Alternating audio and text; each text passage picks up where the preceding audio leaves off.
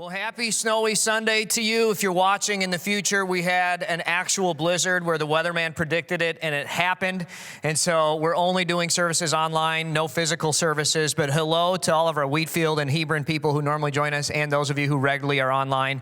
Welcome to the jail. Hello and welcome. We are in the final week of this series called Chasing Carrots. And man, it's all about motives and things that we're really after in this life. Last week we talked about chasing the carrot of approval. It's easy to get wrapped up in chasing approval. And if you missed that message, I'd encourage you to go back and watch it. But yeah, it was a crazy snowstorm. We were actually at some friend's house last night and hanging out, having dinner. And man, I literally off-roaded through their yard. Like I couldn't find their driveway, just like taking the Denali with all the kids in it. Izzy being like, "Daddy, what are you doing?" And I was like, honestly, I have no idea. Like I don't even know where I am right now. It is super snowy. So anyway, I'm just so thankful for our super dedicated staff. I was talking with Grant. I was like, "What are we going to do?" And he's like, "John, if we can't make it to church, I'll walk. Like, it's not that hard." I was like, my man, like that guy, I love it. Zachary Fraley actually slept at the church last night just to make sure that he could be here to run slider this morning. What a dedicated guy. And at our friend's house last night, the one where we off-roaded through the yard, there were a bunch of teens on our leadership team, student leadership team, who were there. And it was just so cool to see them loving one another, serving one another, and like in their free time, they volunteer to hand out Bibles for the Bible League, like not even associated with their church. That's how much these kids love each other and love Jesus. And anyway, if you have a teen, get them to Next Gen, and man, really incentivize them to live a life that make it so they could apply to and be a part of our student leadership team. I just think that's something that's so admirable. I love being a part of a church that values the next generation. And we are this week talking about chasing the carrot of comfort. And this is a huge deal, the carrot of comfort. I mean, never before have I seen a society that is so focused on comfort. I mean, the things that we have, the products that we make, everybody's like, middle-class wages are stagnant. I'm like, oh yeah? Middle-class wages can buy this right here. Look at that. Look at this chair. It has literal electronically actuated footrests and headrests. It has armrests that like pop up and a tray table comes out of there because God forbid you have to see the tray table, like you can put it away. Cup holders. It has plugins for your phone and USB Type-C and Type-A plugins. It's got lights. I mean, that thing is just amazing. You could spend all day there in comfort. That's like awesome. Elise and Dakota on our staff, I think they have a chair like this. Like this is actually a thing that they have. And Elise is like, John, once you've experienced those cup holders, you'll never go back. I'm like, I'm good. I don't need those cup holders. I'm comfortable with my roadside furniture, furniture you find on the side of the road. That's great. But another thing I saw, our society is making these now, at-home robot massagers. And I would like one of these. This one costs $27,000. So that's a lot of money. Probably not going to get one. But the fact that this exists, again, it's a crazy thing. And then this device right here, this is a pillow that you can use to nap at your desk. If you do own one of these, we can't be friends anymore, nor can you work here. But anyway, the fact that this exists, again, it's just nuts. Like we love comfort. And when I was a kid, your clothes was everything. Your outfit really mattered. You wanted your Nike shirt or your Ralph Lauren shirt. Remember that polo? Like, oh my goodness, that was so cool. And today I show up at Next Gen and I'm telling you, like, it's super cool. The kids no longer care about appearance. They care about comfort. They're like wearing Hey Dude slippers. They're wearing sweatpants, sweatshirt all day long. Like, that's cool. When I was a kid, you did that, you'd have no friends. You know what I mean? But today it's like the coolest kid in school. That's what they do. And I think that's awesome. I think that's super cool. But I think the bigger area of comfort seeking for our society is not physical comfort, but emotional comfort. And growing up, emotional comfort wasn't the biggest priority for our family. My dad and mom wanted to teach my brother and I how to deal with crises. I remember when I turned like 9 years old, one of my presents was a set of wood stakes that would like fold into each other with a rope around them, and you could wear it on your neck as a necklace. And that way, if you fell through the ice, as a 9-year-old, I could pull these things out and use them to like claw my way out of the ice. And we lived on a lake that was 3 miles across. No joke, my dad gave me this necklace and is like, it's foolproof. And then he just sent his son, his 9-year-old son, out onto the thin ice. And every year I would fall through, like all the time, and I'd use these things to pull my way out. Like that actually happened, And I think my parents valued my brother and I going through a little physical discomfort and facing a crisis and learning how to manage our emotions in the middle of that. It was good. And to give you some perspective, this New Year's, my brother and his 3 little kids and his wife and my kids and my dad were all skating on our pond. And my dad said, oh, this pond is safe. It's good. We can all go skating. Immediately, and this is just classic. This is like so reminiscent of my childhood. But we go out there and this pond was so thin. I mean, like an inch of ice and an inch of like white bad ice to begin with, because the white ice is weaker than black ice. But anyway, so we go out on there, and it is so thin that you can see the waves under the ice. You know what I mean? As you're skating, it's like, oh, somebody's going to fall through for sure. And to the surprise of literally no one, my dad falls through, pushing his granddaughters. He saved them, but he goes through in a couple feet of ice, and he had to do the whole army crawl thing to get out. I actually have a video of my dad getting out of the ice. I don't actually have him falling in, but check out this video. It was all fun and games until Grandpa fell through. Oh, there's the hole right there. Isn't that crazy? He fell through the ice. And my favorite part of the whole experience was my dad. He comes out, he's taking off his skates, and this is the most Minnesota thing I've ever heard because I grew up in Minnesota. But he looks at me and goes, you know, I think the southern part of the pond's probably bad now, but if we just stay on the north end, keep in mind this pond is like smaller than a quarter of a soccer field. Like it's very small. Just stay on the north side and we should be fine. We could probably still skate. But anyway, ridiculous. And consequently, yesterday, my dad talked me into going skating again, and I went skating. This time, I fell through. It was like, oh, it was ridiculous. Revenge. Anyway, my parents wanted to raise tough, resilient kids. And my brother and I, both more than anything, I think our greatest skill is doing things that make us uncomfortable now to get what we really want later. Both of us know how to handle stress and crisis. That was a parenting goal of my kids. Now, their methods, I don't support their methods.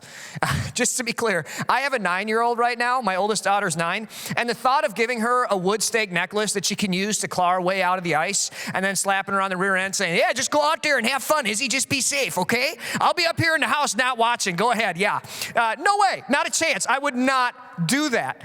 And I think it's so interesting because I know that what my parents did worked, but I'm unwilling to do it because our society now has a huge aversion to emotional and physical discomfort.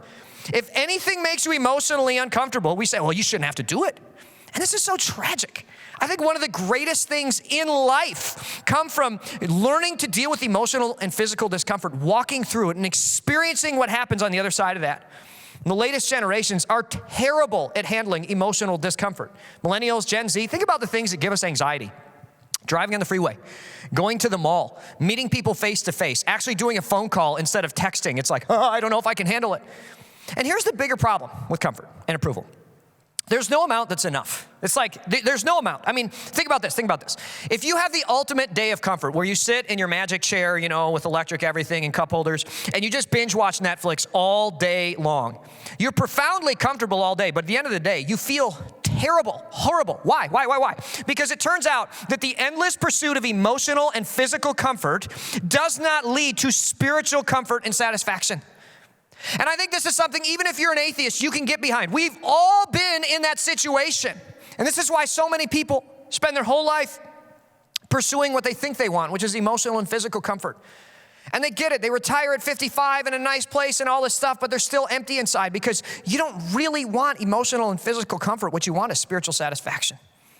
In my life, so many times I've yearned, for a vacation. I just need some time off. A day and a half into my vacation of doing nothing, I'm like, well, I'm bored and this is terrible.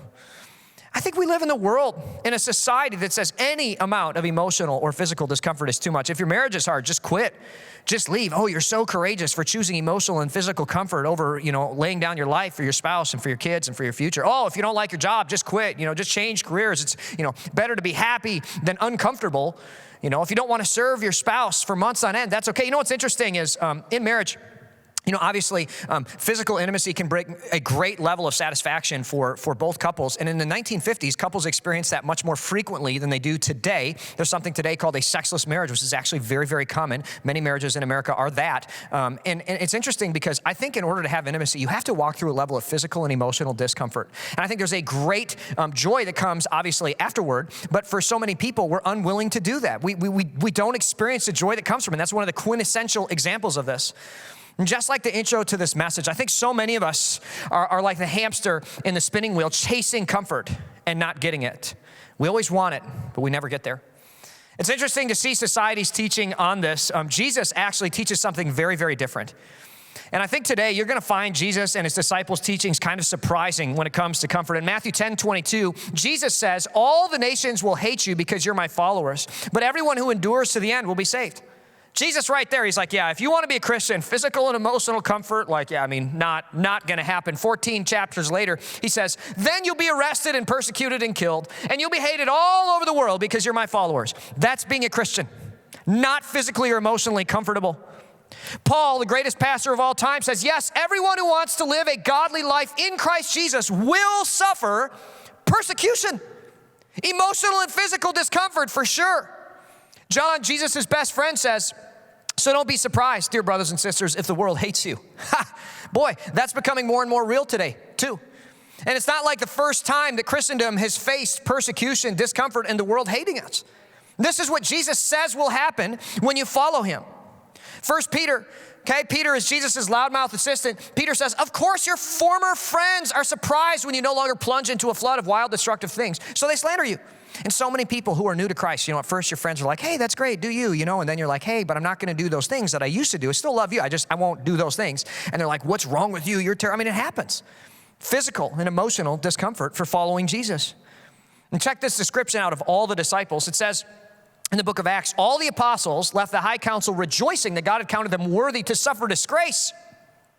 And the implication here isn't just emotional disgrace, isn't just people jeering at them. They were beaten and whipped and flogged for Jesus, for the name of Jesus. And they said, hey, that's a good thing. Part of following Jesus means abandoning comfort and abandoning emotional comfort.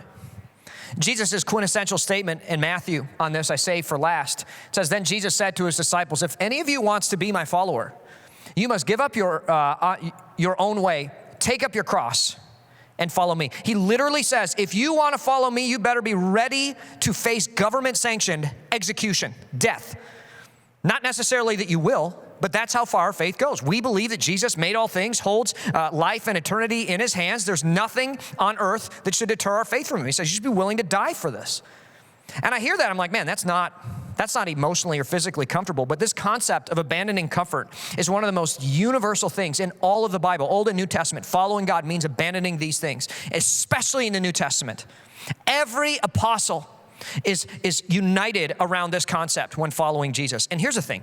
When I was not a Christian, I come from a family where extended family is atheist and Buddhist, okay? In Japan, they're Buddhist. In America, they're atheist. And I remember my now famous atheist uncle arguing with me at Christmas, just kind of saying, hey, if God was real, John, why didn't he make the world comfortable?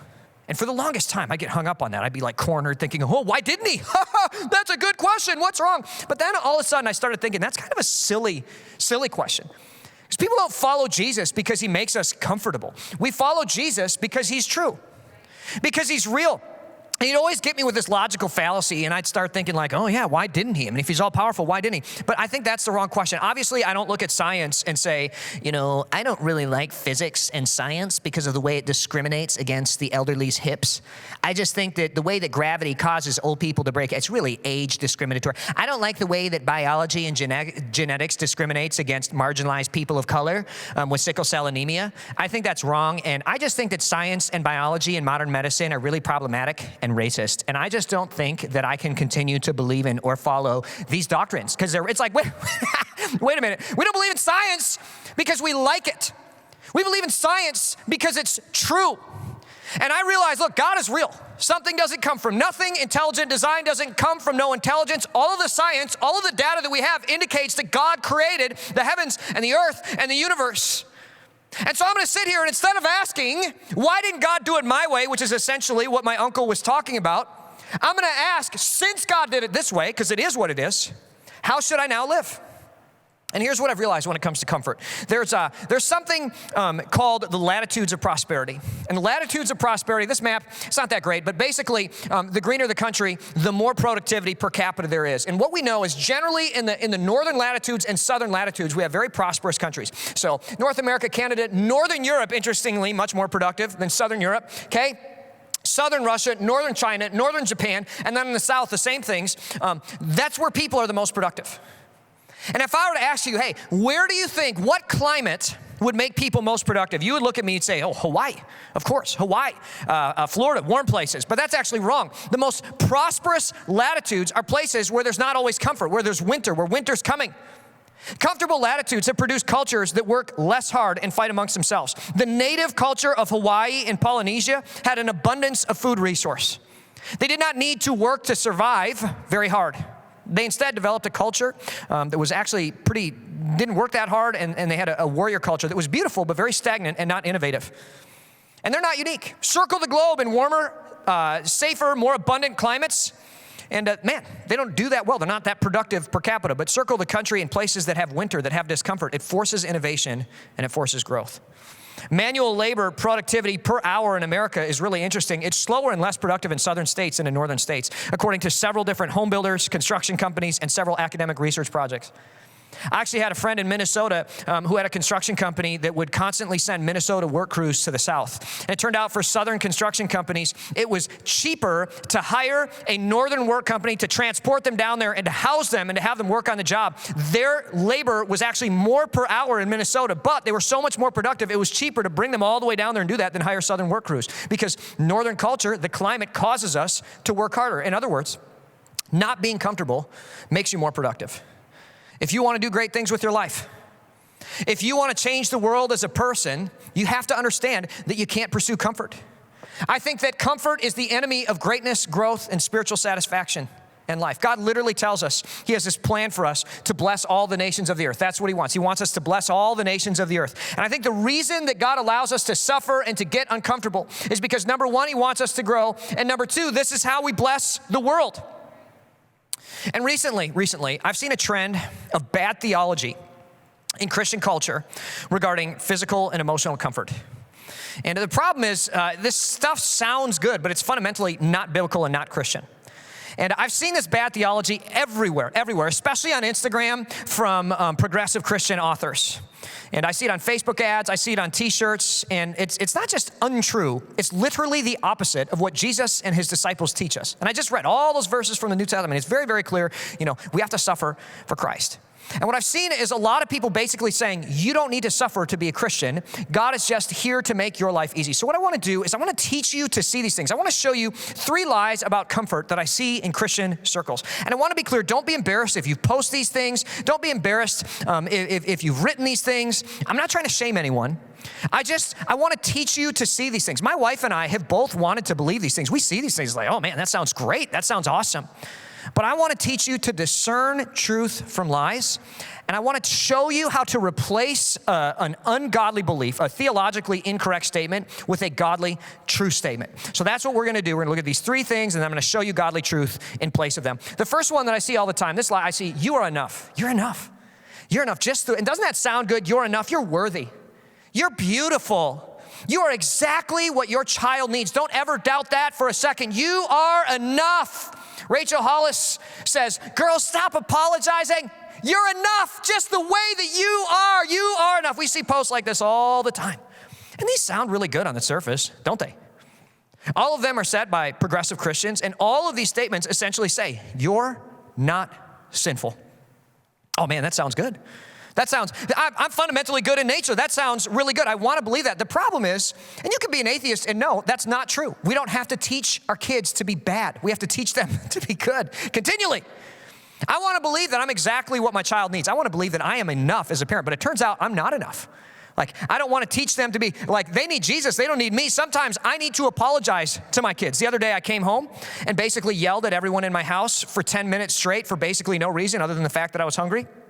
Then I went into the bathroom and I ignored my family for 30 minutes while I scrolled and trolled on my phone. I came out and I yelled at everyone again. And I had to apologize to my family because here's the truth, I'm not enough. I was wrong. I was sinful and selfish in that moment. Sometimes, I know this is crazy, but I need to ask for advice on how to parent my children because I'm not enough. And the problem is if I believe the lie that says I'm enough, I won't be able to apologize to my kids and I won't be able to improve and I won't be able to ask for advice because I'm enough just as I am. Who cares? It's like sometimes, man, I'm sinful. And here's the problem, and I've had lots of friends who have deconverted from Christianity. That's common, that happens. People will leave the faith. Bible talks about this, it's nothing new. But I think this is usually the lie that's the on-ramp to the end of faith. When you start to believe, I'm a good person, I'm not sinful, then why is Jesus in the picture? You can't admit that you're wrong anymore. And when you first believe this, it feels good. It's like liberating, it's freeing. But over the course of time, have you noticed, and we've all had friends who start to believe this, you get a little bit arrogant and you start to blame everybody in your life. Everything's their fault. I've been victimized by all these people despite my incredible privilege and amazing life. I'm just gonna blame everybody. And you make all these crazy stories and conspiracy theories to make everything in your life not your fault. It's all their fault. And what you end up doing when you believe this lie is you ruin your closest relationships because you're resentful at everyone else for your own issues. And this is what a search through comfort by believing the lie that I am enough does. It reveals the truth. It reveals the truth. And it might be really comfortable emotionally and physically because you don't have to change. It's just not spiritually fulfilling. And God actually teaches us to replace this lie with the truth that we're not enough, but Jesus is enough. And when you believe this, it's so freeing because number one, it opens up the door for you to improve. You don't have a chip on your shoulder having to make everybody believe that you're perfect. Like you can just embrace the fact that, hey, I'm not. And you can confess your sin very easily and you can improve and grow. The other thing is, I think this is how you receive forgiveness from Jesus, is it begins with admitting that we're not enough. The next lie I want to talk about is a lie that says authenticity is everything. I see so many variations of this statement. This is so common. Jen Hatmaker says, your voice matters. You're not powerless. You're not required to shapeshift for belonging. You just be you. You don't need to change a thing about you. You're perfect. How about this one by Rachel Hollis? Stop apologizing for who you are and be who you were made to be. You just be authentic. That's everything. And I just think it's so interesting how our society has embraced this whole thing. You are, or be authentic, be authentic, be authentic. And I grew up at the tail end of the politeness movement. I don't know if you guys remember, but growing up, there was a generation that was taught to be prim and proper. Everybody was Mr. and Mrs., Madam and Sir. And you had to call everybody this. And then the authenticity movement like busted into the scene. And I remember all the older generations were like, what in the world? Sweatpants to church? How could you? And at first it was really freeing. There were some good things that came with it. But today it's become almost as though you're bad if you do something you don't feel like doing. And I'm like, there's a lot of things we don't feel like doing that we probably should do. You know what I mean? Like last time I logged into Twitter, I'm like, I think there's a lot of people that might not feel like being polite, but we could use, I think there's a little too much authenticity here. I think Twitter's a little too real. You know what I mean? Like, I think maybe some of us should just zip it. Like we don't need to be authentic because when I see people burning cities and screaming at each other, when I see what's happened in Seattle and all this crazy stuff, I'm like, that's authentic, but it's also terrible. You know what I mean? Like it's not good. The other day, I was asleep on the couch after preaching the 3 Sunday morning services that we do, and I was sawmilling, okay? I'm a big snorer, okay? I know I might not look like I snore, but I snore super loud. I had my mouth open, and I was out of it. And my daughter thought it'd be funny to awake her father by putting her sock-clad, smelly foot in my mouth. And first thing I realized is she probably needs to change her socks more often. That thing had been worn well over a day, like maybe several days. But anyway, I'm trying to stay calm, and my kids are laughing at me. Her little brother saw her do this, and he thought, wow, it's funny to put feet in people's mouths. So then he proceeded to put his foot in my daughter's mouth, and then my daughter lost her mind at her little brother for doing the exact same thing that she just did to me. Now, I seized this opportunity to train my child. I corrected her honestly, calmly, with a kind voice, explaining how what she did was hypocritical, and this is what hypocrisy means, and blah, blah, blah, blah, blah. And then I hugged her, and I told her I loved her. Now, let me spill the tea here. That was not an authentic correction. Like I, high-key, wanted to lose my mind at her. I wanted to absolutely blow my top at her. That would be the authentic thing to do. I was very disingenuous in telling my daughter that I loved her and cared about her, because in that moment, I wanted to like strangle her, right? Because it's gross. I mean, God knows how many days she'd been wearing that sock. It was in my mouth. Yuck! But authentic and good are not always the same. Another story, the other day, I was reading a news article, and as I was scrolling down reading this article, there was a picture of a very attractive, scantily clad woman on the side of the page. And I wanted to look really closely. I wanted to click on that, and then I wanted to spend hours looking at pictures of naked ladies. That was my desire. I mean, this is, it'd be the authentic thing to do, to be true to myself. God wired me with this desire. Why can't I just indulge it? And the reason why I didn't is because I don't want to be authentic. I want to be faithful to my wife, faithful to my commitment to her. I don't want to be a part of an industry that encourages human trafficking and sex slavery. I'm not going to do that, right? Because pornography isn't a victimless choice. Like, I'm not going to participate in that. I want to be a good man. And even though I don't feel like it sometimes, I closed the article because I said, I'm not going to support a news organization that allows that kind of smut on their pages. I'm done. Physical and emotional authenticity and expression may lead to comfort in the moment, but they won't lead to spiritual contentment. And I think this lie that says authenticity is everything, it teaches us that we don't need to fight our sinful nature. Jesus literally says we should die to our sinful nature, like literally die every morning. Say, I don't want to be that. And that's hard. That's not authentic, but it's what God calls us to do. He teaches us authenticity isn't everything. Holiness is everything. And we receive that by the grace of Jesus in our lives. And His Spirit comes to empower us to walk in holiness alongside Him as we find freedom from sin. And I want to be clear. It's not authentic. It's not who we were. It is who we're becoming in Christ Jesus. Last one, and this is a big one, is the statement, live your truth. Live your truth. There's so many versions of this today. I see lots of them. I see this one right here. Glennon Doyle says, the only thing that was ever wrong with me was my belief that there was something wrong with me. Live your truth. Rachel Hollis says, you want to make real strides for yourself and your goals this year? Stop caring about what they think of you. Stop giving power to someone else's opinions. Live your truth. Or this one by Rachel Hollis, focus on what you think of you. Live your truth. It sounds so good. They sound good. And if it were possible, these statements were great. The problem is that truth is actually not relative. And I think people on both ends of the political spectrum, like progressives and hyper-conservatives, have real difficulty understanding that truth is like not relative. It's like real, and it is what it is. And here's the problem, whether it's a conspiracy theory that you have about the way that disease spreads, which I think is, not good, or it's, crazy theories you have about gender and human genomes, like, it doesn't matter. Like, truth is what it is. My iPad can't also be my shoe. And even though I want to live my truth, if I said, hey, you know what? I'm using my iPad as a snowshoe because that's what it is. That's what it is, and don't tell me in it because I'm going to live my truth. It's like, that's not the way the iPad's meant to be used. I'm going to wreck it. I'm going to ruin it. And so often I think people saying I'm going to live my truth is an excuse to be selfish and hurt people around me while acting like I'm heroic. If my truth contradicts the truth in modern society, what we do is we ignore the truth and we call anyone who points out the truth a bully or a racist. And I think that's wrong. I don't think that's helpful. Comfort physically and emotionally come from living your truth, but it doesn't bring you the life that you want, and it doesn't satisfy. Live your truth says ignore God's authority. And I think that when everybody does what's right in their own eyes, the world becomes a pretty bad place.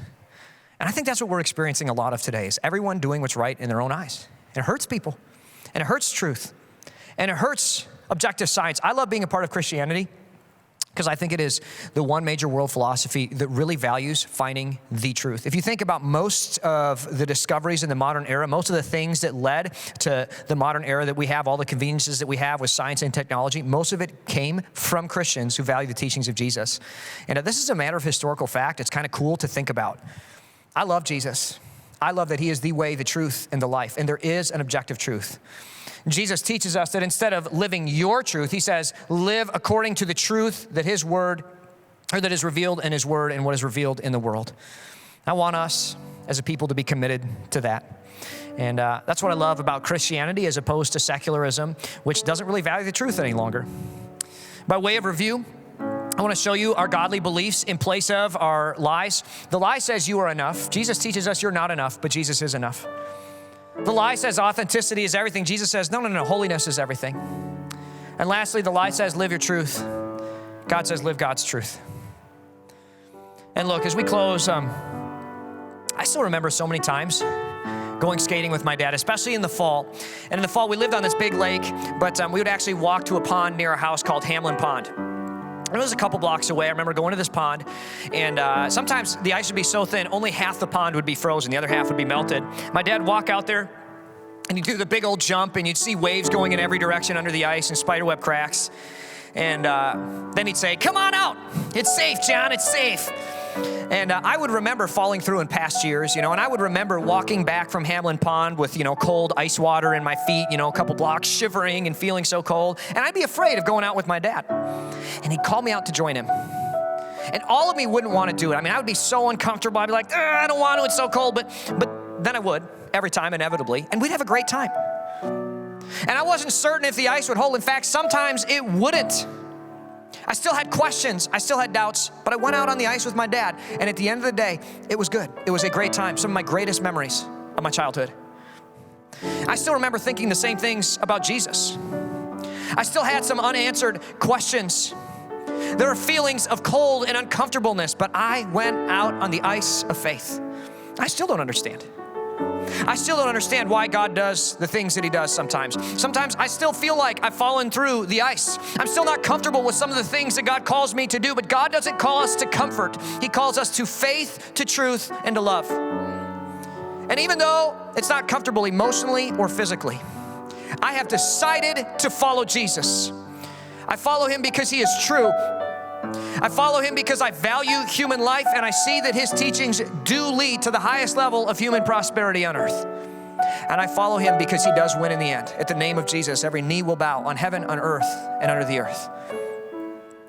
I really want you to take an inventory of your life today. I bet you there's a lot of us who say we believe in Jesus, say that we're pursuing Jesus, but really what we're pursuing in our life is comfort. And I want you to know that carrot doesn't satisfy, but Jesus does. I want you to look at the things you're incentivizing your kids to do. I want you to look at the things you are chasing after in your life. And today, if you're chasing after the carrot of comfort, ask yourself, is this bringing me what I hoped it would? For a lot of us, the answer is no. I want to challenge you to come on the great adventure of following Jesus. It's not comfortable physically or emotionally, but boy, is it worth it. I want to call you back to faith. You can text I'm in, I-M-I-N to 474747. We would love to connect with you and help you put wheels on what it would look like to abandon comfort and to follow Jesus. I know some of you today, maybe you just need to confess, hey, I've been living in idolatry of comfort and I want to come back to Christ. Do it. Then lastly, because we're online today, I really want to encourage you to have discussions. Maybe if you're by yourself, you can just have a little journal time. But what I'm going to do is I'm going to put up some questions on the screen. You can take a picture of these questions and then have a discussion with your family, or you can pause it on these, whatever. But 4 questions I would love for you to talk about. What has your quest for comfort caused you to miss out on in life? And I think this is a big deal. I look at a lot of young people, and it's so interesting to me. Like the most valuable thing that we do at Next Gen is definitely our summer trips. Like they are amazing. They're so worthwhile. And definitely send your kids on the summer trips. Like they're amazing. And I'm about to say something that'll make your kids not want to go on the summer trips. But usually we don't have cell phone service on those trips, so they can't use their phones. And they whine and they complain about it and they feel so disconnected. And at the end of the week, they experience a level of intimacy and relationship because they walk through the emotional discomfort of not having their security blanket with them all the time. They connect with each other. I've never experienced relationships like this. I mean, literally all their life, they've never had a relationship with anyone that doesn't have the cell phone there. Their parents, you guys, you always had your cell phone in their hands growing up. And for the first time, they experience this connection with each other. And it's because they abandoned comfort. I want you to actually quantify, what are you missing out on because of comfort? Number 2, where in your life are you pursuing comfort over growth? And I think this is just worth admitting, man, I'm taking the safe road here and whatever, and I really want to challenge us to quantify that. Number 3, where is God calling you to grow by abandoning comfort? And number 4, where in your life are you believing comfort lies? And how can you renew your mind this week? And this last one's a really big deal. I want us to identify these ungodly beliefs that we have, and all of society tells us this all the time. You're enough, and authenticity is everything, whatever it is. I want us to get serious this week about rewiring the way that we think to honor Jesus. As we close, we're going to sing another song together, but before we do, I'd just like to have a prayer for you and your families. I'd ask you to pray with me. God, we come to you, and we ask that you would give us a steadfast, unwavering faithfulness to follow you, even to the point of emotional and physical discomfort. God, I ask that in this church, you would create a new generation that follows you and loves you in all things at all times, regardless of what's happening in the moment. God, I look at a broken, unfulfilled country where people have everything they've wanted, but they don't feel satisfied. I ask that through the followers of you in this church, you would sow new seeds of faith in this country that would bring reconciliation and revival from sea to shining sea, because we as a people chose to get uncomfortable for you. God, I look at a future in our country where following you would probably entail some persecution. I pray that you would make this church not just a bunch of people who come and hear from you, Lord, but disciples who follow you in all things at all times. Give us courageous, unwavering, steadfast faith. I ask these things in the name of Jesus. All God's people said, amen and amen. Let's sing together.